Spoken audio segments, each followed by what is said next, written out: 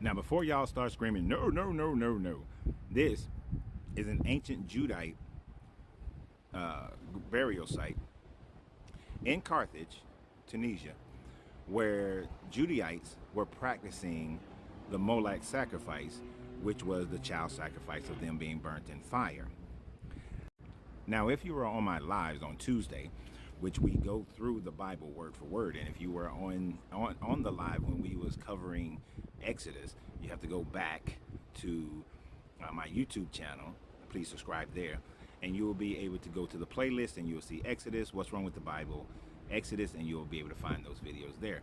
Well, in Exodus, it clearly states early in Exodus that the firstborn of the cattle, the firstborn of the sheep, and the firstborn of humans, of the Israelites, were to be given to God in the same fashion. And when it talks about that same fashion, it is saying that in the same way that you sacrifice the firstborn of the cattle and the sheep and the goats to Adonai, to Yahweh, is the same way you give your firstborn to Adonai, to Yahweh.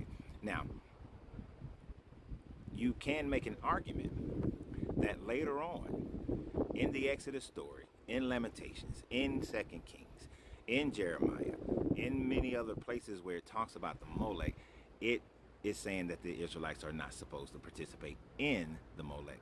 The reason why is because later on in Exodus, they changed it. This God changes his mind. And he says that now, since the Levites are the representation of God's people who are taking care of this God, then the firstborn of the tribes of Israel that number the exact same of the firstborn of the exact same number of the Levites are redeemed. So therefore, if you had a child and there is a Levite, this Levite priest represents your redemption, and you offer other sacrifices of either money or you give an animal. Most of the time it was the temple shekel, 25 of the temple shekels that were given in place of your firstborn son being sacrificed to Yahweh. But if there was not enough Levites to cover the firstborns of the other 12 tribes, then definitely it was a giving of money or other animals in place of, so they were redeemed at that point. But initially, when they first came out of Egypt, according to the story, they burned their first child in a sacrifice, a Molech, to Yahweh. When the book was being written and Hezekiah and Ezra are changing, Josiah, they're changing the Israelite religion after the attack by the Assyrians, the sieges by the Assyrians, after being under Babylonian captivity and then being released under the Persian captivity.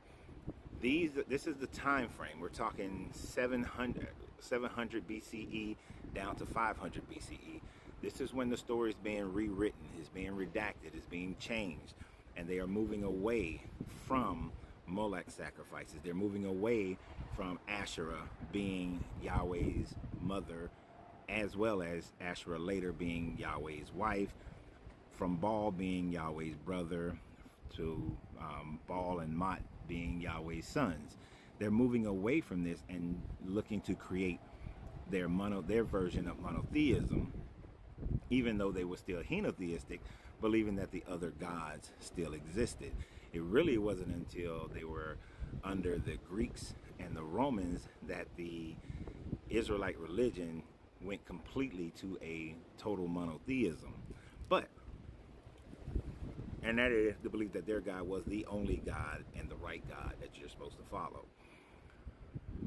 But it still doesn't take away from the fact that in the earlier writings and the earlier traditions of the Israelite people, that those Israelite people participated in child sacrifice. And as I showed you before, we have the evidence to prove such, which is why most scholars agree that that is what they were doing. Most apologists are not going to, because an apologist, before even researching the information, has already given an oath that he or she would do whatever they can to protect the current doctrine, the current dogma of the faith of Christianity. And to allow them to say that, yes, early Israelites practiced child sacrifice is something that they just cannot say, which is why their information is completely tainted, because they're going to swerve it in a way to make it fit instead of just letting their information tell the story to which it actually is. But early Israelites practiced child sacrifice, which is another one of those reasons why I have to walk away from this religion. And not only did they practice it in large groups, you have the story of a king sacrificing his son in order to win a battle. And when doing so, he won the battle. So the child sacrifice worked. You had another person who said, and that was a king sacrificing to defeat Shamash. There was another king, person in charge, who gave the promise that whatever first comes out that door, I'll sacrifice it to you if you give me this victory. His daughter was the first one to walk out the door. He let her go and be a Vestal virgin for a little bit of time, but then came back and she was sacrificed in the same way as the animals are sacrificed. So your God allows for human sacrifice. Hence, Jesus coming in the form of man to be a human sacrifice for your gateway entry into heaven. It's like going to the club and getting that stamp on your hand, getting that blood stamp on your hand. But y'all have a great day, and remember always, you have to free yourself to be yourself, because your greatness is non-negotiable. Good journey, good vibration. Join us on Tuesdays for What's Wrong with the Bible.